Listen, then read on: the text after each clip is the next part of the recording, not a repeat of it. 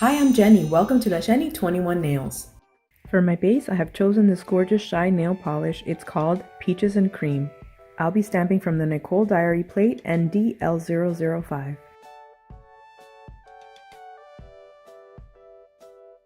Now I'll fill them in with my white nail polish. After I'm done filling it in, I wait for it to dry. Once the bunnies are dry, I'm going to stamp them onto my nails, but because I want to do them separately, I may not be able to stamp them straight from the stamper. I may have to just peel them up. Although they don't seem to be attached. Let me try stamping the first one. Oh, they are attached. Do you see what's happening? Well, I'm gonna just stamp it over, I guess, with the black again. But it's not too bad.